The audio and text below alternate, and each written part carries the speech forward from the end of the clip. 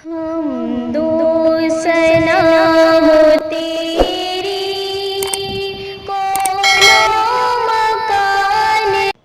علیکم ورحمۃ اللہ وبرکاتہ۔ ناظرین، میں ابرار الحق قاسمی آپ کی خدمت میں حاضر ہوا ہوں اپنے خاص مہمان جناب مفتی مناظر حسین صاحب مدظ اللہ العالی کے ساتھ۔ میں ان سے چند سوالات کروں گا تعویذ اور عملیات دم وغیرہ کے موضوع پہ، اور حضرت سے ہم لوگ اس کے جواب سنیں گے اور اس سے مستفید ہوں گے۔ تو چلیے میں سیدھا آپ سے مخاطب ہوتا ہوں۔ حضرت، لوگوں کا جو یہ ایک اعتراض ہے اور آج کل ایک شوشہ چلا ہوا ہے کہ بھائی اگر کوئی بیمار ہو تو اس کے لیے کوئی دوا لگائی جائے، مرہم پٹی کی جائے، یہ کیا ہے؟ آپ لوگ دو لفظ پڑھ کے پھونک دیتے ہیں، اس سے کیا فائدہ ہوتا ہے؟ تو حضرت آپ سے ہم اس پہ جواب سننا چاہیں گے۔ السلام علیکم ورحمۃ اللہ وبرکاتہ۔ حمد و ثنا ہے اس پاک پروردگار کے لیے جس کے قبضہ قدرت میں ہماری اور آپ سب کی جان ہے۔ حضرت مولانا ابرار صاحب، یہ آپ کا سوال بہت ہی پرانا سوال ہے اور عرصہ دراز سے یہ سوال ہوتا ہوا آ رہا ہے کہ اب حالات ویسے نہیں رہے کہ جس حالات میں لوگوں کو دم کر دیا جائے یا تعویذ لکھ کر دے دی جائے تو اس سے آدمی شفا یاب ہو جائے گا دم سے، یا تعویذ لٹکا لینے سے شفا یاب ہو جائے گا۔ اب ضرورت ہے، سائنس کا زمانہ آ گیا، ٹیکنالوجی کا زمانہ آ گیا، اب چاہیے انسان کو دوا، ڈاکٹر، آپریشن، یہ ساری چیزوں کی اب ضرورت محسوس لوگ کر رہے ہیں۔ تو یہ آپ کا سوال بہت ہی پرانا ہے۔ ہمارے ایک بہت بڑے اکابر گزرے ہیں، بڑے بڑے متکلم، بڑے فقیہ، ان کا نام حضرت سعد الدین تفتازانی رحمۃ اللہ علیہ، یہ بڑے جو ہے عالم گزرے ہیں، بڑے اللہ والے۔ ان کے زمانے میں ان کے علاقے کے ایک سردار کو ایک زخم ہو گیا، ایک پھوڑا۔ وہ پھوڑا اس قدر بڑھا کہ وہ بڑھتا ہی چلا گیا۔ بہت سارے ڈاکٹروں نے، بڑے حکیموں نے، بڑے طبیبوں نے آ کر کے علاج کیا، لیکن علاج کے باوجود، دوا کے باوجود بھی وہ زخم ٹھیک ہونے کا نام نہیں لے رہا تھا۔ جب انسان بیمار ہوتا ہے، پریشان ہوتا ہے، تو ایک کہاوت ہے کہ مرتا کیا نہ کرتا، تو وہ پریشان ہو کر کے تلاش کرنے لگا کہ کہیں سے کوئی دم کرنے والا، قرآنی آیت کو پڑھ کے پھونک دینے والا اگر مل جائے تو اسے بلا کر کے ہم دم کرا لیں۔ تو کسی نے بتایا کہ علامہ سعد الدین تفتازانی ہیں جو اپنے خانقاہ میں بیٹھ کر کے اللہ اللہ کر رہے ہیں، آپ انہیں بلائیں، وہ آ کر کے دم کر دیں گے۔ لہٰذا اس سردار نے ایک سرکاری طور طریقے سے جو ہے انہیں بلایا مہمان بنا کر کے۔ علامہ سعد الدین تفتازانی آئے، بڑی مہمان نوازی، بڑے آؤ بھگت، بڑا شاندار استقبال کیا گیا۔ استقبال کرنے کے بعد حضرت علامہ سعد الدین تفتازانی رحمۃ اللہ علیہ نے اس بادشاہ یعنی سردار کو ان کے زخم کے اوپر دم کر دیا۔ دم کرنے کے بعد کہا کہ میں نے اللہ کے کلام کو پڑھ کر کے آپ کو دم کیا ہے۔ میرے نبی نے فرمایا ہے کہ سورہ فاتحہ موت کے علاوہ 99 بیماریوں کی شفا ہے، میں نے اسی کو پڑھ کر کے دم کیا ہے۔ تو حدیث پر یقین کرتے ہوئے، اللہ کے کلام پر یقین کرتے ہوئے مجھے یقین ہے کہ آپ انشاءاللہ صحیح ہو جائیں گے۔ ان کا یہ دم کرنا تھا۔ پھر ان کو بڑے شاندار طریقے سے سرکاری اعزاز کے ساتھ انہیں رخصت کیا جانے لگا۔ تو اس وقت کے جو سب سے بڑے ڈاکٹر مانے جاتے تھے، سب سے بڑے حکیم، ان کا نام تھا بو علی سینا۔ تو بو علی سینا اپنے پورے ڈاکٹروں کے ٹیم کے ساتھ پہنچے، اور پہنچنے کے بعد کہا بادشاہ سلامت سردار صاحب یہ کیا بات ہے، ہم لوگ تمام طبیب ہیں، ڈاکٹر ہیں، ہم لوگوں نے آپ کا علاج کیا، یہ کیا ہے ایک مولانا کو بلایا ہے اور نہ تو انہوں نے آ کر کے آپ کے زخم کے اوپر دوا لگائی، نہ مرہم لگائی، نہ آپ کو انہوں نے جو دوا کھانے کے لیے دیا، بس انہوں نے کچھ کلمات کو پڑھا ہے اور کلمات کو پڑھ کر کے صرف دم کر دیا ہے۔ تو صرف دم کرنے کے بعد اتنا اعزاز و اکرام، اتنا پیار، اتنی محبت اور اتنا جو ہے ان کے ساتھ جو ہے اخلاق کا معاملہ آپ پیش کر رہے ہیں، یہ کہاں تک روا ہے؟ تو حضرت علامہ سعد الدین تفتازانی رحمۃ اللہ علیہ نے ان ساری باتوں کو سنا۔ سننے کے بعد علامہ سعد الدین تفتازانی سنتے رہے، جب بو علی سینا نے کہا کہ صرف پھونک دینے سے، صرف دم کر دینے سے، کیا دم کیے کہ صرف پھونک دینے سے کہیں ٹھیک ہو سکتا ہے؟ جب اللہ کے کلام کے اوپر اس نے اعتراض کیا تو بو علی سینا کے اوپر حضرت علامہ سعد الدین تفتازانی رحمۃ اللہ علیہ کو غصہ آیا اور انہوں نے کہا کہ ہٹ جاؤ میرے سامنے سے، ہے نا، اپنی آواز کو بند کرو، بک بک کرنا بند کرو۔ بو علی سینا بڑا ڈاکٹر تھا، اس زمانے کا بڑا حکیم تھا، بڑا بول بالا تھا۔ جب اس نے یہ سنا تو اس کو لگا کہ یہ میری انسلٹ ہو رہی ہے، میری ہجو ہو رہی ہے، میری توہین ہو گئی، کہ کہا ہے کہ مولوی صاحب، ایک مولوی نے کہا کہ ہٹ جاؤ میرے سامنے سے۔ تو اس نے بادشاہ کو کہا کہ بادشاہ سلامت، یہ میری توہین کر رہے ہیں اور جو آپ کے سامنے میری انسلٹ یہ کر رہے ہیں۔ تو حضرت سعد الدین تفتازانی رحمۃ اللہ علیہ نے بڑا بہترین جواب دیا، کہا بادشاہ سلامت، میں نے تو صرف الفاظ کہے ہیں کہ ہٹ جاؤ میرے سامنے سے، دور ہو جاؤ میرے سامنے سے، بک بک مت کرو میرے سامنے۔ میں نے تو تھپڑ نہیں مارا، میں نے تو لاٹھی نہیں مارا، میں نے گھوسا نہیں مارا، میں نے تو اس کے اوپر ہاتھ بھی نہیں اٹھا، صرف 2-3 بول کہے ہیں کہ ہٹ جا میرے سامنے سے، اپنی آواز بند کر لے، چپ ہو جا، خاموش ہو جا، بک بک کرنا بند کر دے، بس یہ بات تھی۔ اور اس بات سے یہ آگ بگولا ہو رہے، غصہ ہو رہے، صرف بات کہا تھا۔ تو جب میری بات میں اتنی تاثیر ہے کہ یہ غصہ ہو گئے ہیں، تو میرا خالق جو ہے ان کے کلام میں کتنی تاثیر ہوگی، اللہ اکبر۔ تو فرمایا کہ میں نے اللہ کا کلام پڑھا، یہ اللہ کا کلام ہے۔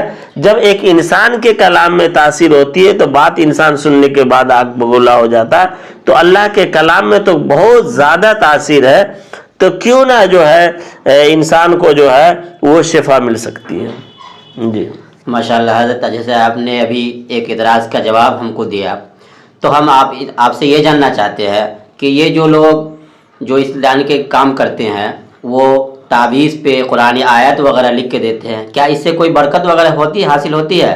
تھوڑا اس کی وضاحت ہم آپ سے جاننا چاہیں گے۔ جی، وہ ہمارے ایک بڑے اکابر عالم ہیں، اللہ تبارک و تعالیٰ انہیں صحت تندرستی عطا فرمائے، ان کی زبانی سنا کہ وہ فرما رہے تھے کہ ایک مرتبہ وہ خانہ کعبہ حرم شریف کے اندر وہ تشریف فرما تھے۔ ان کے ایک جاننے والے تھے، وہ بیچارے دم، دعا، تعویذ وغیرہ کے معاملے کو لے کر کے بہت الجھے ہوئے تھے۔ انہوں نے وہ عالم کو دیکھا اور دیکھنے کے بعد سوچا کہ کچھ سوال ان سے کر لیا جائے۔ انہوں نے کہا کہ بھائی، آپ جو تعویذ لکھ کے کاغذ پہ دیتے ہیں، کیا اس سے کوئی برکت حاصل ہوتی ہے؟ کیا اس میں کچھ شفا والا معاملہ ہے؟ تو حضرت مولانا نے فرمایا کہ بھائی، کیا میں تجھے دلیل سناؤں یا میں تجھے جو ہے حقیقت دکھاؤں؟ تو اس شخص نے کہا کہ بتایا جائے۔ تو حضرت نے فرمایا کہ خانہ کعبہ کے اوپر جو غلاف ہے، یہ غلاف تو خالی غلاف بھی لگایا جا سکتا تھا، اس پر قرآن کی آیات کیوں لکھے گئے ہیں؟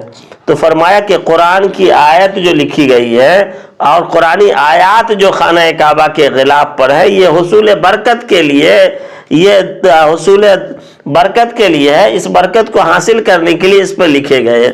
تو فرمایا کہ جب خانہ کعبہ کے غلاف کے اوپر قرآن مجید کی آیات برکت کے لیے لکھے جائے، تو عالم اگر کسی کاغذ کے اوپر قرآنی آیات اگر لکھ کر کے دے دے تو اس سے برکت کیوں نہیں حاصل ہو سکتی؟ ضرور بھی ضرور برکت حاصل ہوگی، اور مولانا قرآنی آیت سے اللہ تبارک و تعالیٰ برکت ضرور دیتا ہے اور اسے شفا بھی ملتی ہے۔ ماشاءاللہ، جیسا کہ آپ نے بتایا کہ قرآنی آیات لکھنے سے برکت ہوتی ہے اور اس سے لوگوں کو فائدہ حاصل ہوتا ہے، تو ہم آپ سے جاننا چاہتے ہیں کہ کیا یہ قرآن کریم کی آیت وغیرہ کو تعویذ وغیرہ بھی لکھ کر کے دینا، کیا اس کا قرآن میں کہیں ثبوت ہے؟ کیا اس سے شفا ملتی ہے؟ یہ ہم آپ سے جاننا چاہتے ہیں۔ جی، قرآن میں اس کا ثبوت ہے، سورہ بنی اسرائیل آیت نمبر 82 میں ہے۔ آیت کو دیکھیں، وَنُنَزِّلُ مِنَ الْقُرْآنِ مَا هُوَ شِفَاءٌ وَرَحْمَةٌ لِّلْمُؤْمِنِينَ وَلَا يَزِيدُ الظَّالِمِينَ إِلَّا خَسَارًا۔ اللہ تبارک و تعالیٰ نے فرمایا کہ اے نبی صلی اللہ علیہ وسلم، ہم نے قرآن کو نازل کیا ہے، ہم نے قرآن کو اتارا ہے، اس میں شفا ہے۔ شفا کن لوگوں کے لیے ہے؟ مومنین کے لیے، اور رحمت بھی ہے مومنین کے لیے۔ وَلَا يَزِيدُ الظَّالِمِينَ إِلَّا خَسَارًا، اس سے وہ لوگ جو فائدہ نہیں اٹھا پائیں گے، جو ان کے انکار کرنے والے ہوں گے، نہ ماننے والے ہوں گے، وہ اس سے فائدہ نہیں اٹھائیں گے۔ اب یہاں پر ما ہوا شفاؤن سے دو جو ہے مقصد مراد لیا، دو تشریح مراد لی گئی ہے۔ ایک تشریح تو یہ ہے کہ قرآن مجید جو ہے کہ نازل ہونے سے پہلے کفر کے دلدل میں انسان تھے، تو کفر ایک بیماری ہے۔ اسلام جب آیا، قرآن جب آیا، تو کفر کی جو بیماری تھی یہ ختم ہو گئی۔ ما ہوا شفا سے مراد۔ دوسرا ہے کہ قرآن کے نازل ہونے سے پہلے، اسلام کے آنے سے پہلے، جو ہے علم کے آنے سے پہلے جہالت ایک بیماری تھی، علم آیا وہ بیماری دور ہو گئی۔ دوسرا ہے کہ شرک ایک مرض ہے، اور اس کے بعد شرک کے بعد توحید کو جب ماننے والے آ گئے، توحید جب آیا تو شرک ایک بیماری تھی، توحید اس کا علاج ہے۔ اور جب یہ قرآن آیا تو وہ شرک بھی ختم ہوا، لوگ جو ہے قرآن پر ایمان لائے، توحید پر ایمان لائے، تو لوگ جو ہے بیماری سے پاک ہوئے۔ پھر اسی طرح ظلمت اندھیرے میں تھے لوگ، لیکن ایک نور ہدایت قرآن کی ایک روشنی آئی، قرآن آیا، تو اس سے لوگ شفا یاب ہوئے، اس سے لوگ ایمان میں داخل ہوئے۔ تو اس مرض سے، اندھیرے کے مرض سے اجالے کے مرض میں آنا، یہ بھی ایک شفا ہے۔ یہ ما ہوا شفاؤن سے ایک مراد یہ۔ دوسری تشریح یہ ہے کہ علامہ قرطبی نے ایک دوسری تشریح کی ہے، وہ دوسری تشریح بھی میں بتاتا ہوں۔ الثانی انہ شفاء من امراض ظاہریت بالرقی والتعوذ ونحوہ وقد روى الائمہ، کہ کہا گیا کہ اللہ کے رسول صلی اللہ علیہ وسلم بھی قرآن مجید سے جو ہے دم کیا کرتے تھے، کسی کے اوپر پھونک دیا کرتے تھے۔ یہ اللہ کے رسول صلی اللہ علیہ وسلم سے ثابت ہے کہ ظاہری مرض کے اوپر بھی اگر کوئی دم کرتا ہے، پھونکتا ہے، تو یہ بھی اس آیت سے ما ہوا شفا سے، کہ امام قرطبی رحمۃ اللہ علیہ نے فرمایا کہ ما ہوا شفا ان سے یہ بھی مراد ہے، اور یہ بھی مقصد ہے کہ انسان کو شفا ملتی ہے، کہ یعنی دم قرآن سے کر سکتے ہیں۔ اور اللہ کا شکر ہے کہ ہم مسلمان ہیں، ہم دین کے ماننے والے ہیں، ہم اللہ اور اس کے رسول پر ایمان رکھنے والے ہیں، ہم قرآن پڑھنے والے ہیں، اور ہم جب اس کو دم کریں گے تو اللہ تبارک و تعالی شفا عطا فرمائیں گے۔ اور فرمایا وَرَحْمَةٌ لِّلْمُؤْمِنِينَ، اور مسلمانوں کے لیے، مومنین کے لیے رحمت ہے۔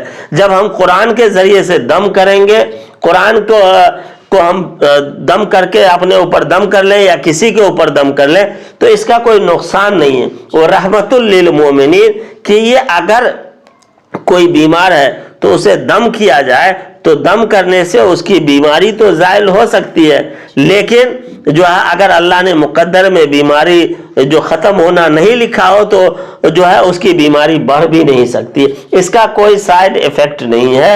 یہ جو ہے رحمت ہے اللہ تبارک و تعالیٰ نے جو اس کو رحمت بنا کے بھیجا ہے ان لوگوں کے لیے جو مومنین ہیں۔ تو الحمدللہ ہم مومنین ہیں، مسلمان ہیں، ہم قرآن کو اپنے اوپر دم کرتے ہیں، کسی کے اوپر دم کرتے ہیں، تو انشاءاللہ فائدہ ہوگا۔ اور فرمایا کہ کن لوگوں کے لیے فائدہ نہیں، وَلَا يَزِيدُ الظَّالِمِينَ إِلَّا خَسَارًا، ان لوگوں کے لیے فائدہ نہیں ہے جو قرآن کے منکر ہیں، جو شریعت کے منکر ہیں، دین کے منکر ہے، دین کا اسلام کے منکر ہے، جو قرآن کو نہیں مانتے، صحابہ کو نہیں مانتے، اللہ کو نہیں مانتے، رسول کو نہیں مانتے، ان کو ان سے کوئی فائدہ نہیں ہوگا۔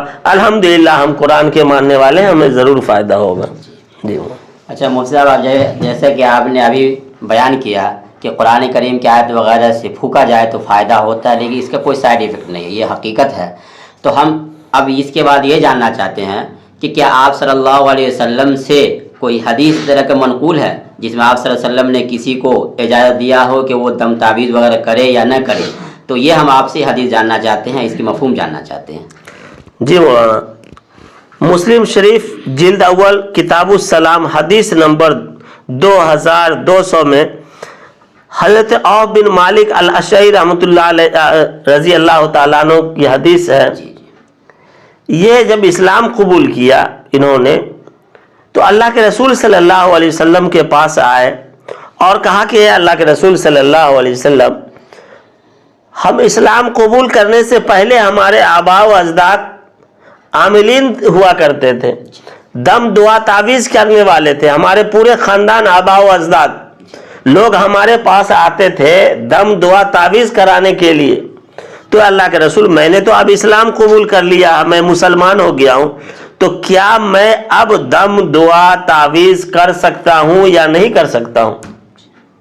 تو اللہ کے رسول صلی اللہ علیہ وسلم نے فرمایا کہ اے عوف بن مالک الاشجعی، تم ایسا کرو کہ کیا تم تعویذ لکھتے تھے، کیا تعویذ دیتے تھے، وہ کیا دم کرتے تھے، وہ لاؤ اور مجھے دکھاؤ، سناؤ کیا دم کرتے تھے، کیا پڑھتے تھے، کیا دکھاؤ. تو حضرت عوف بن مالک الاشجعی نے لایا، کہا اللہ کے رسول میں یہ دم کرتا تھا، یہ پڑھتا تھا، یہ پڑھتا تھا، یہ پڑھتا تھا، یہ لکھتا تھا. تو جس میں کفر اور شرک تھے تو اللہ کے رسول نے ان کو چھانٹ دیا کہ یہ نہیں کرنا، یہ نہیں کرنا، یہ نہیں کرنا.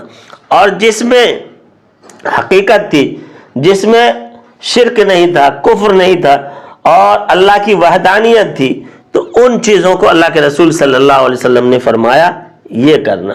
پھر اللہ کے رسول صلی اللہ علیہ وسلم نے خود جو ہے ایک وصول بتایا، تمام عاملین حق کو ایک وصول بتایا. جو عاملین ہیں، جو حق عامل ہیں، جو سچے اللہ کے بندے ہیں، سچے عامل ہیں، جو دیندار عامل ہیں، اللہ اور اس کے رسول کا خوف رکھتے ہیں، قرآن اور حدیث کے جانکار عامل ہیں، ان کے لیے اللہ کے رسول صلی اللہ علیہ وسلم نے خود جو ہے ایک یہ بتایا، ایک وصول بتایا کہ دیکھو حضرت عوف بن مالک کو ایک وصول بتایا کہ میرے صحابی یہ وصول ہے، اس اصول کے مطابق اگر تم چلتے ہو تو پھر ٹھیک ہے، وصول سے ڈگمگاتے ہو تو پھر خراب ہے. اب وصول کیا ہے؟ اللہ کے رسول صلی اللہ علیہ وسلم نے فرمایا لا باس بالرقی ما لم یکن فیہ شرک، کہ ایک کوئی ایسی تعویذ ہو، ایسا رقیہ ہو کہ جس میں شرک نہ ہو، کہ جس میں شرک نہ ہو تو وہ ٹھیک ہے، اگر شرک ہوگا تو پھر ٹھیک ہے. یہ جناب محمد الرسول اللہ صلی اللہ علیہ وسلم کا بتایا ہوا جو ہے وصول ہے. اس وصول پر ہم چلتے ہیں تو ٹھیک ہے، اس وصول سے ہٹتے ہیں تو پھر گڑبڑ ہے. جی ماشاءاللہ مفتی صاحب، جیسے کہ آپ نے ابھی بتایا کہ آپ صلی اللہ علیہ وسلم کے ایک صحابی آپ سے پوچھا تو آپ نے ان کے پہلے جو تعویذ وغیرہ کرتے تھے اس کی تحقیق کی، اور اس کے بعد آپ نے ایک اصول بتایا کہ معلوم یکن فی شرکن، معلوم یکن فی شرکن فہو معلوم یکن لا باس بالرقی معلوم یکن فی شرکن، یہ آپ نے بتایا. تو یہ اصول ہو گیا کہ ایسے تعویذ ہو جس میں قرآنی آیات وغیرہ ہو تو اس سے ہم کام کر سکتے ہیں، لیکن جس میں جادو وغیرہ ہوتا ہے یا استعانت بغیر ہوتا ہے اس سے ہم نہیں کر سکتے، اس میں شرک ہے. تو ہم آپ سے اس کے بعد یہ جاننا چاہتے ہیں کہ کیا حضور صلی اللہ علیہ وسلم نے کسی صحابی کو یہ بتایا ہے کہ جنات یا شیطان کو بھگانے کے لیے کوئی دعا وغیرہ ہو، وہ بتایا ہے، ان کو سمجھایا ہے؟ تو یہ ہم آپ سے جاننا چاہتے ہیں کہ دعا شیطان وغیرہ کو کس طرح ہم دور کر سکتے ہیں. الخصائص القبریٰ حضرت علامہ جلال الدین سیوطی رحمۃ اللہ علیہ کی کتاب ہے. اس کے جلد نمبر 2 صفحہ نمبر 166 پر ایک صحابی کا واقعہ انہوں نے درج کیا، حضرت ابو دجانہ رضی اللہ تعالیٰ عنہ. یہ حضرت ابو دجانہ رضی اللہ تعالیٰ عنہ کے بارے میں بتاتے ہیں. یہ غزوہ کے بارے میں ان کا ایک تذکرہ ہے کہ ایک جنگ میں یہ شریک تھے. اللہ کے رسول صلی اللہ علیہ وسلم بھی جنگ احد ہے، تو اللہ کے رسول صلی اللہ علیہ وسلم بھی اس جنگ میں تھے. تو دشمنوں نے جب تیر کی بارش کرنی شروع کی تو حضرت ابو دجانہ اللہ کے رسول صلی اللہ علیہ وسلم کی طرف اپنا چہرہ کیا اور اپنے پیٹھ پر تیر کو برداشت کرنا شروع کیا اور اللہ کے رسول کی حفاظت کیا. کسی صحابی نے پوچھا کہ اے ابو دجانہ، چاہیے تو یہ تھا کہ اللہ کے رسول صلی اللہ علیہ وسلم کے کے بچاؤ کے لیے, ان کی حفاظت کے لیے تم اپنے سینے پہ تیر کھاتے, لیکن تم تو پیٹھ پر تیر کھائے, کیسی محبت ہے تیری. تو حضرت ابو دجانہ رضی اللہ تعالیٰ عنہ نے بہترین جواب دیا. جواب یہ دیا کہ اگر میں سینہ دشمنوں کی طرف کرتا تو پیٹھ میرے نبی صلی اللہ علیہ وسلم کی طرف ہوتی, اور میں اسے برداشت نہیں کر سکتا تھا. اور یہ وہ صحابی ہیں جنہوں نے اپنے پیٹھ پر اللہ کے رسول صلی اللہ علیہ وسلم کے حفاظت کے لیے تیر برداشت کیے, کئی تیر کھایا. تو میں انہی کے بارے میں, انہی کے گھر کی جو ہے بات بتا رہا ہوں. تو حضرت ابو دجانہ رضی اللہ تعالیٰ عنہ کی حدیث ہے. حضرت ابو دجانہ رضی اللہ تعالیٰ عنہ فرماتے ہیں کہ ایک رات میں میری نیند کھلی, میں دیکھا کہ کونے میں چکی پیس رہی ہے. پھر میں اٹھا, دیکھا تو چکی پیس رہی ہے. پھر ایک بجلی کی چمک, ایک گرجدار آواز. بولا میں بڑھا اس کی طرف, میں اس کے خال کو پکڑا تو اس میں کانٹے دار تھے, اور اس بجلی کی طرح میرے اوپر, میں پیچھے ہٹ گیا. پھر وہ چلا گیا. پوری رات پریشان رہا. صبح فجر کی نماز میں جلدی جلدی آیا اور اللہ کے رسول صلی اللہ علیہ وسلم کو میں نے بتایا کہ اللہ کے رسول میرے گھر میں ایسا ایسا ہوا.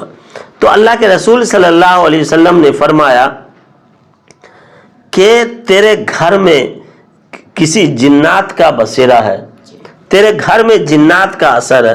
مولانا اگر آج کوئی عامل حق اگر کسی کو کہہ دے کہ آپ کے گھر میں جنات کا بسیرا ہے, جنات کا اثر ہے, تو لوگ کہیں گے کہ دیکھو یہ کمانے کھانے کا یہ ہے, یہ لوگوں کو لڑوا رہا ہے, یہ بیوقوف ہے, لوگوں کو بیوقوف بنا رہا ہے, پیسہ ٹاننے کے لیے بول رہا کہ تیرے گھر میں جنات کا اثر ہے. اور میرے نبی صلی اللہ علیہ وسلم نے خود اپنی زبان سے, جس زبان پہ کبھی جھوٹ آیا ہی نہیں, جس زبان پہ ہزاروں جانیں قربان ہو, ہے نا, اللہ کے رسول صلی اللہ علیہ وسلم خود اپنی زبان رسالت سے فرما رہے ہیں کہ ابو دجانہ تیرے گھر میں جنات کا اثر ہے. تو حضرت ابو دجانہ رضی اللہ تعالیٰ عنہ کے فرمانے کے بعد کہا کہ کاغذ اور قلم لاؤ. اس زمانے کا کاغذ یا چمڑے کا کھال یا جو بھی ہو منگایا گیا. حضرت علی رضی اللہ تعالیٰ عنہ کو ان کی کنیت سے پکارا ہے, ابو الحسن آپ ادھر آئیے. تو حضرت ابو الحسن یعنی حضرت علی رضی اللہ تعالیٰ عنہ آئے, اور جو اللہ کے رسول صلی اللہ علیہ وسلم نے جو لکھایا تعویذ اور خط, یہ حضرت علی رضی اللہ تعالیٰ عنہ کاتبین وحی میں سے بھی ہیں. ایسے قرآن کے کاتبین کل جو ہیں لگ بھگ 40 کے قریب ہیں. تو حضرت علی رضی اللہ تعالیٰ عنہ آیا اور لکھنا شروع کیا. اللہ کے رسول صلی اللہ علیہ وسلم نے اپنے طرف سے لکھایا, قرآن کی بہت ساری آیت لکھایا, اس میں فَسَيَكْفِيكَهُمُ اللَّهُ بھی لکھا. یہ ایک ایسی آیت ہے کہ جس کو عاملین جانتے ہیں, عاملین حق, کہ اس آیت کو اگر پڑھ دیا جائے تو شیاطین جو ہے, جو گندے قسم کے, وہ جل جاتے ہیں, تڑپ اٹھتا ہے. تو اللہ کے رسول صلی اللہ علیہ وسلم نے قرآن کی بہت ساری آیتیں اور احادیث لکھوائی, اور لکھوانے کے بعد حضرت ابو دجانہ رضی اللہ تعالیٰ عنہ کو لپیٹ کر کے دیا, یعنی موڑ کر کے. ابھی جو ہمارے عاملین حق جو تعویذ دیتے ہیں موڑ کر کے دیتے ہیں, تو راز یہی ہے کہ موڑ کر کے دیا جائے. تو موڑ کر کے دیا اور کہا جاؤ اس کو کہیں رکھ دو, اور جو ہے پھر کل بتانا کہ کیا کیفیت ہے. حضرت ابو دجانہ رضی اللہ تعالیٰ عنہ لے گئے تو رکھ دیا. رکھنے کے بعد پھر رات ہوئی. حضرت ابو دجانہ بالکل یہ تھے کہ آج رات ہوگی, آج رات دیکھنا ہے کہ کیا ہوتا ہے. رات ہوئی, رات میں پھر وہی جنات آئے, اور آنے کے بعد کہا اے ابو دجانہ میں تجھ سے معافی مانگتا ہوں, میں اب ایسا کبھی نہیں کروں گا. میں لات عزا کی قسم کھاتا ہوں, تم یہ تعویذ کو ہم سے اٹھا لو, یہاں سے اٹھا لو. میں قسم کھاتا ہوں لات عزا کے, کافر رہا ہوگا جنات, کہ لات عزا کی قسم کھاتا ہوں میں تم کو بھی پریشان نہیں کروں گا, اور جس کے گھر میں یہ تعویذ ہوگی اس کو بھی میں پریشان نہیں کروں گا. حضرت ابو دجانہ رضی اللہ تعالیٰ عنہ نے فرمایا نہیں ایسے نہیں ہوگا, میں نہیں اٹھاؤں گا, میں جاؤں گا دربار رسالت میں اور جناب محمد الرسول اللہ صلی اللہ علیہ وسلم سے پوچھوں گا, ان کا جو فیصلہ ہوگا میں اسی طریقے سے میں اٹھاؤں گا. پھر صبح ہوئی, فجر کی نماز میں گئے. اللہ کے رسول صلی اللہ علیہ وسلم بھی منتظر تھے. پوچھا کیا ہوا ابو دجانہ؟ کہا اللہ کے رسول صلی اللہ علیہ وسلم پھر آیا تھا, بڑی معافی کر رہا تھا, اس کے آہو بکا کو سن کر آیا ہوں, بہت رو رہا تھا, گر گرا رہا تھا, کہہ رہا تھا یہ تعویذ کو اٹھا لو. اللہ کے رسول صلی اللہ علیہ وسلم نے کہا کہ اٹھا لو. پھر اللہ کے رسول صلی اللہ علیہ وسلم کے حکم سے حضرت ابو دجانہ رضی اللہ تعالیٰ عنہ نے اٹھا لیا. دوستو اس سے اس بات کا ثبوت ملتا ہے کہ آصب، شیاطین، جنات کا اثر گھر میں بھی ہوتا ہے. بعض لوگ سوال کرتے ہیں کہ بھائی جنات ہے تو جنات کو دکھائیے. تو یہ بہت خطرناک سوال ہے کہ کہا جائے کہ جنات ہے، جنات کو دکھائیے. اگر آپ سے پوچھ لیا جائے کہ کیا فرشتے ہیں، فرشتے کو دکھائیے. تو قرآن کے پہلے پارے میں شروع میں ہے یؤمنون بالغیب، کہ غیب پر ایمان لانا. جس طرح ہم فرشتے پر ایمان لائے کہ فرشتے ہیں، ہم نے دیکھا نہیں، ایمان ہے. اسی طرح سے جنات ہے، جنات پر بھی ہمیں ایمان لانا ہے نا، ورنہ جو ہے ہم منکر ہو جائیں گے قرآن کے. تو دوستو جس طریقے سے جنات ہے، جادو ہے، نظر ہے، یہ چیزیں ہیں، تو ان چیزوں کا علاج بھی ہونا چاہیے، ان چیزوں کے دفع کی کوشش بھی ہونی چاہیے. خود اللہ کے رسول صلی اللہ علیہ وسلم نے فرمایا کہ تیرے گھر میں جنات ہے. اور یہ تعویذ سے پتہ چلا کہ گھر میں جب جنات کا اثر ہو تو تعویذ کو لٹکایا بھی جا سکتا ہے اور تعویذ کو رکھا بھی جاتا ہے. اس دھرتی کے اوپر سب سے پہلے اگر کسی نے تعویذ لکھوایا ہے تو وہ اللہ کے رسول صلی اللہ علیہ وسلم خود لکھوایا ہے حضرت علی سے. تو یہاں سے ثابت ہے کہ تعویذ لکھوایا ہے اللہ کے رسول صلی اللہ علیہ وسلم نے، اور کہا بھی ہے کہ گھر میں جنات کا اثر ہے. تو اگر کوئی گھر میں ناگہانی ایسی کچھ چیزیں نظر ہو تو عاملین حق سے آپ ملیں اور رجوع کریں اور اس سے اپنے گھر کا معائنہ کروا جانچوائیں. اگر ہو تو اس طرح کی تعویذ آپ حاصل کریں اور اس کو دور کریں. جی ماشاءاللہ، میں آپ کا بہت زیادہ شکر گزار ہوں کہ آج میں پہلی بار یہ سمجھ میں آیا کہ یہ ایسی آیت ہے جس سے شیطان وغیرہ معافی مانگتے ہیں. تو ابھی جو مفتی صاحب نے آپ کے سامنے بیان فرمایا تعویذ کے بارے میں، یہ حضرت کے بعد دستیاب. اگر کسی حضرات کو چاہیے تو وہ ہمارے ویڈیو کے نیچے لنک میں نمبر ہوتا ہے، اس پہ کال کر کے آپ اس سے حاصل کر سکتے ہیں، منگوا سکتے ہیں. تو چلیے پھر میں مفتی صاحب آپ سے جاننا چاہتا ہوں کہ کیا آپ صلی اللہ علیہ وسلم سے یا آپ کے اصحاب سے یہ ثابت ہے کہ قرآن کریم کی آیت وغیرہ تعویذ میں لکھ کر کے گلا میں لٹکایا جائے یا صرف پڑھا جائے؟ اگر ایسی کوئی بات ہے تو وہ ہم کو بتائیں. جی مسند احمد میں امام احمد ابن حنبل رحمۃ اللہ علیہ نے ایک حدیث لایا، جو حدیث حضرت عبداللہ ابن عمر بن عاص رضی اللہ تعالیٰ عنہ سے مروی ہے. حضرت عمر ابن عاص رضی اللہ تعالیٰ عنہ کا مختصر تعارف کرا دیتا ہوں. حضرت عمر بن عاص بڑے اولو العزم صحابی ہیں. یہ وہ صحابی ہیں کہ جب صحابہ کرام جو مکہ کے لوگوں نے ستایا پریشان کیا تو حبشہ جو گئے تھے ہجرت کر کے، تو کافر و مشرکین نے حضرت عمر بن عاص اس وقت ایمان نہیں لائے تھے، ان کو بھیجا کہ جاؤ وہاں نجاشی کو ورغلا کر کے بہکا کر کے مسلمانوں کے خلاف کچھ بول کر کے جو ہے وہاں سے. تو جعفر طیار جو ہے مسلمانوں کے طرف سے وکیل بن کر کے نجاشی کے پاس بات کرتے تھے.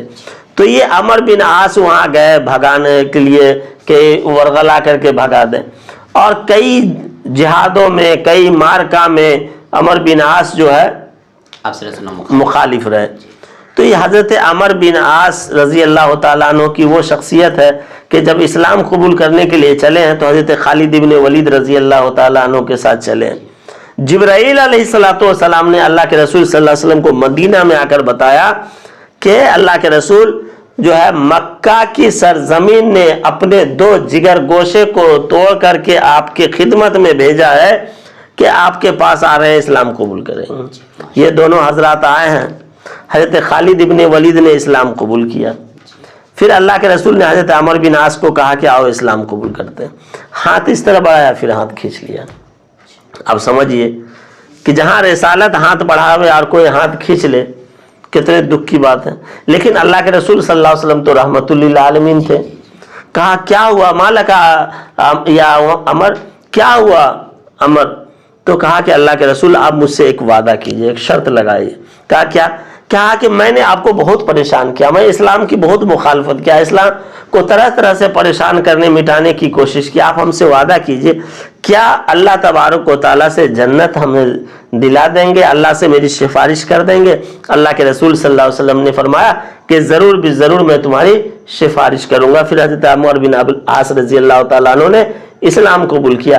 یہ انہی کے لڑکے ہیں عبداللہ بن عمر بن عبد العاص. ان کی ہے کہ یہ روایت کرتے ہیں کہ میں اللہ کے رسول صلی اللہ علیہ وسلم سے قدرت کی کبریائی اور اللہ کے اسماء حسنہ اور احادیث اور قرآنی آیت جو اللہ کے رسول صلی اللہ علیہ وسلم سے سنتے تھے تو انہیں میں یاد کر لیتا تھا، خود بھی پڑھتا تھا، اپنے بچوں کو بھی یاد کراتا تھا جو بچے عقل مند تھے، اور جو بچے عقل مند نہیں تھے، چھوٹے تھے، تو ان کو کاغذ پہ لکھ کر کے ان کے گلے میں لٹکا دیتا تھا۔ تو حضرت عبداللہ بن عمر بن عاص رضی اللہ تعالیٰ عنہ کا یہ کہنا کہ اللہ کے رسول صلی اللہ علیہ وسلم سے قدرت کی کبریائی پر جو آیتیں سنتا تھا اس کو خود یاد کرتا تھا، بچوں کو یاد کراتا تھا، خود پھونک لیا کرتا تھا، اور جو بچے نہیں پڑھنے یاد کرنے کے قابل ہوتے، چھوٹے ہوتے، تو ان کو لکھ کر کے گلے میں لٹکا دیا کرتا۔ اس سے اس بات کا ثبوت ملتا ہے کہ عبداللہ ابن عمر بن عاص رضی اللہ تعالیٰ عنہ بہت بڑے صحابی ہیں، جب خود تعویذ لکھ کر کے اپنے بچے کو غلط لٹکا سکتے ہیں تو اس طرح سے لٹکانا جائے۔ آج کوئی عامل کسی کو دو تعویذ لٹکانے کے لیے تو کہا یہ کیا لٹکانے کے لیے دے دیا، یہ تو جائز نہیں ہے، شرک ہے، یہ ہے وہ، کہاں تک حدیث کو آپ یہ کریں گے؟ ہے نا؟ یہ عاملین حق کے پاس جائیں، اچھے لوگوں کے پاس جائیں اور سچ لوگوں کے پاس جائیں، انشاءاللہ العزیز فائدہ ہوگا، ہے نا؟ ماشاءاللہ میں اپنے اصحاب خیر کا بھی شکر گزار ہوں کہ جن کے ذریعے سے ہمیں یہ جاننے کو ملا کہ قرآن کریم کی آیت وغیرہ پڑھ کر کے دم بھی کیا جائے، اور چھوٹے بچے ہو تو اس کو لکھ کر کے ٹانگا جائے۔ اس سے ہمیں یہ ثبوت ملتا ہے کہ تعویذ وغیرہ لٹکانا جائز ہے اور درست ہے۔ تو چلیے پھر میں آپ سے یہ جاننا چاہتا ہوں کہ بہت سارے عاملین ہیں جو قرآن آیات کو کاغذ وغیرہ پر لکھ کر کے دیتے ہیں کہ اس کو پانی میں ڈال کر دھل کر کے پیا جائے، تو کیا ایسا کرنا صحیح ہے؟ اس کی کوئی ثبوت ہے تو ہم آپ سے جاننا چاہیں گے۔ جی مولانا، حضرت عبداللہ ابن عباس رضی اللہ تعالیٰ عنہ، ہے نا، حضرت عبداللہ ابن عباس یہ حضور صلی اللہ علیہ وسلم کے چچا زاد بھائی ہیں، اور ان کو اللہ کے رسول صلی اللہ علیہ وسلم نے حبر حاضہ الامہ کہا، اور خود اللہ کے رسول صلی اللہ علیہ وسلم نے ان کے لیے دعائیں کی کہ ان کو تفسیر دانی آ جائے، تب قرآن کے تفسیر کی سمجھ آ جائے۔ یہ اتنے بڑے صحابی ہیں، اللہ کے رسول کے چچیرے بھائی بھی ہیں، اللہ کے رسول نے ان کے لیے دعائیں بھی کی ہے تفسیر کے سمجھنے کے لیے، اور حبر الامہ بھی کا بھی لقب دیا اللہ کے رسول صلی اللہ علیہ وسلم۔ ان کے پاس ایک خاتون آئی، آنے کے بعد کہا کہ اللہ کے رسول صلی اللہ علیہ وسلم کے چچیرے بھائی، میں ایک بچے کی ماں ہوں، اس سے پہلے میرے بچے ہوئے اور بڑی تکلیف سے میرے بچے ہوئے، ہے نا، اور میرے بچے کی ولادت میں مجھے بڑی پریشانی ہوئی، بڑی تکلیف ہوئی۔ کیا قرآن مجید میں کوئی ایسی آیت ہے، کوئی ایسی سورہ ہے کہ جسے ہم پڑھ لیں، پانی پہ دم کر لیں تو ہمارے بچے کی ولادت آسانی سے ہو جائے؟ قربان جاؤں اللہ کے رسول جناب محمد رسول اللہ صلی اللہ علیہ وسلم کے صحابی پر حضرت عبداللہ ابن عباس رضی اللہ تعالیٰ عنہ نے قرآن کی ایک آیت بتائی۔ وہ سورہ احقاف کی آیت ہے، پارہ نمبر 26 آیت نمبر 35۔ اس کو حضرت عبداللہ ابن عباس رضی اللہ تعالیٰ عنہ نے کاغذ پہ لکھا، لکھ کر کے دیا، کہا میری بہن اس کو لے کر کے جا، اس کو گھول کر کے پی لینا، انشاءاللہ العزیز درد ذہن اور ڈیلیوری کی جو پین ہے، پریشانی ہے، اس سے تو 100% جو ہے تو محفوظ ہو جائے گی۔ تو پتہ یہ چلا کہ تعویذ قرآن کی آیت کو پڑھ کے پھونک بھی سکتے ہیں، قرآن کی آیت کو گھر میں رکھ بھی سکتے ہیں لپیٹ کر کے، لٹکا بھی سکتے ہیں اور پی بھی سکتے ہیں۔ ماشاءاللہ، جیسا کہ اب تک ہم آپ سے جانے ہیں کہ قرآن کریم کی آیت کو تعویذ میں لکھنا جائز ہے، اس کو پینا بھی صحیح ہے اور اس کو لٹکانا بھی صحیح ہے، تو بہت سارے لوگ جو یہ کام کرتے ہیں تو اس پہ اجرت لیتے ہیں، اور بہت سارے لوگ نہیں بھی لیتے ہیں، تو کیا تعویذ وغیرہ پہ اجرت لینا درست ہے؟ لے سکتے ہیں یا نہیں لے سکتے؟ جائز ہے یا نہیں ہے؟ یہ جاننا چاہیں گے۔ بہت بہترین سوال ہے۔ ایسے بھی لوگوں نے عاملین حق کو بدنام کر رکھا ہے کہ لوٹنے کا دھندا ہے، کمانے کا دھندا ہے، ظاہر بات ہے کہ جب ایک کوئی بیماری ہو تو اس کے علاج کے لیے ہم ڈاکٹر کے پاس جاتے ہیں.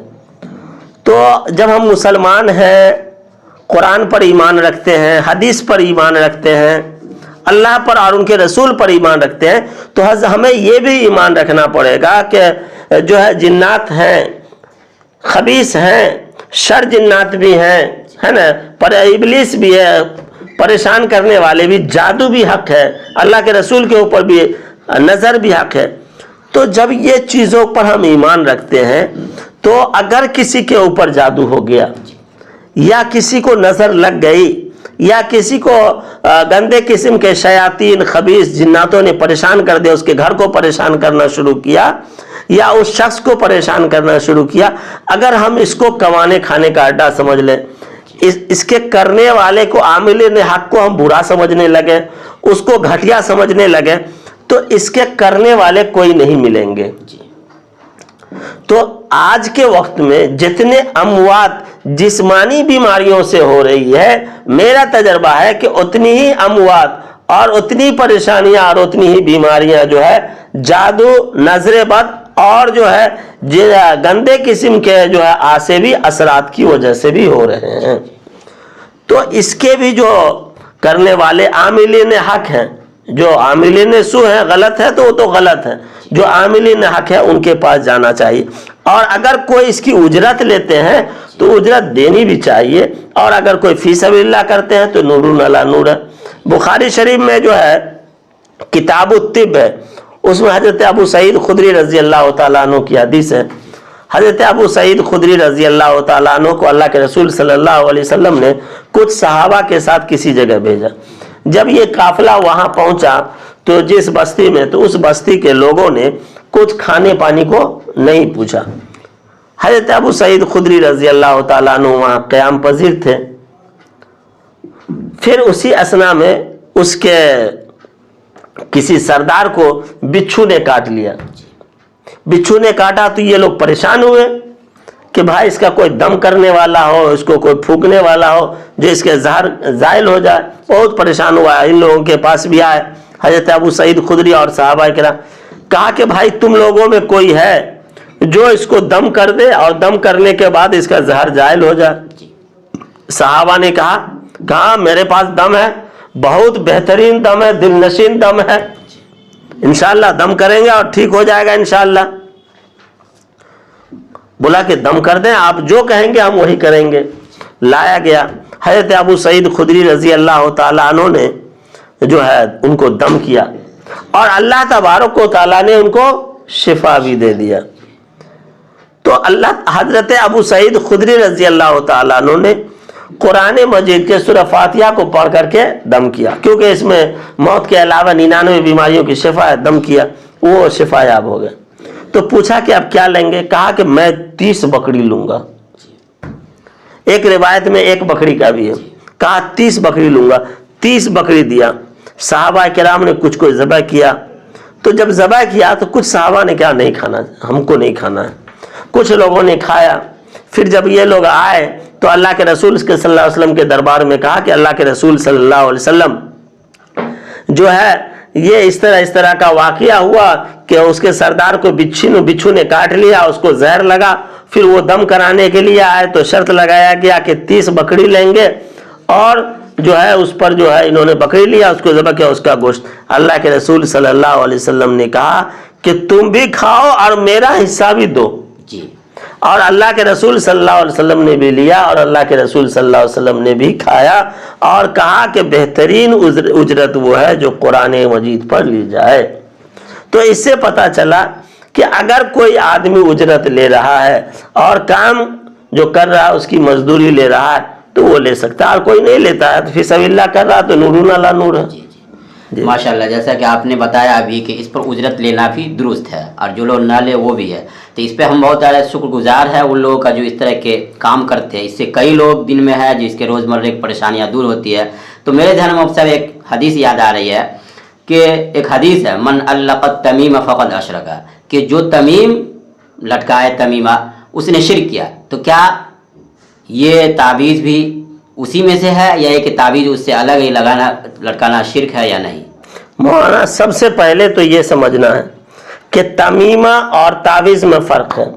تمیمہ اسے کہتے ہیں جس میں شرکیہ کلمات ہوں، کفریہ کلمات ہوں، استعانت بالغیر ہو، ہے نا، بتوں کی مدد لکھی جائے اس میں، تو اسے تمیمہ کہتے ہیں. اور تعویذ اسے کہتے ہیں جس میں قرآنی آیت ہو، اللہ تبارک و تعالیٰ کی کبریائی ہو، اللہ تبارک و تعالیٰ کے اسماء گرامی ہو. تو اس طرح کی جو احادیث ہو، تو اس طریقے کی جو چیزیں ہوتی ہے تو وہ تعویذ ہے. تمیمہ حرام ہے، تمیمہ لٹکانا جائز نہیں ہے، تعویذ لٹکانا جائز ہے. اور ہمارے ایک اکابر، بڑے اکابر گزرے، حضرت مولانا اشرف علی تھانوی رحمۃ اللہ علیہ، انہوں نے ایک کتاب لکھا التقیٰ فی احکام الرقیٰ. اس میں انہوں نے لکھا کہ جائز تعویذ بھی اور ناجائز تعویذ، کہ جائز تعویذ وہ ہے کہ جس میں اللہ کی قدرت، قرآن کی آیت اور حدیث مبارکہ ہو، وہ جائز تعویذ ہے. جس میں شرکیہ ہو، کلمات ہو، بتوں سے مدد لی جائے، وہ جائز نہیں ہے. اور خود مولانا اشرف علی تھانوی رحمۃ اللہ علیہ نے اعمال قرآنی ایک کتاب لکھ کر کے یہ بتا دیا لوگوں کو کہ تعویذات، دم، دعا، یہ ساری چیزیں جائز ہیں. تو ہم قرآن کے ماننے والے ہیں، ہم حدیث کو ماننے والے ہیں، جناب محمد رسول اللہ صلی اللہ علیہ وسلم کے شریعت پہ عمل کرنے والے ہیں. تو میرا عقیدہ ہے کہ دم، دعا اور تعویذ حق ہے، اسے کرنا چاہیے، اور جو عاملین حق ہے ان سے ملنا بھی چاہیے. اللہ تبارک و تعالی ہمیں ان باتوں پہ عمل کرنے کی توفیق عطا فرمائے. اللہ ہمارا اور آپ سب کا حامی و ناصر ہو. السلام علیکم ورحمۃ اللہ وبرکاتہ. عالموں کا مرتبہ بہت بلند ہے، یہ وارث رسول ہے، وفا بہت بلند ہے.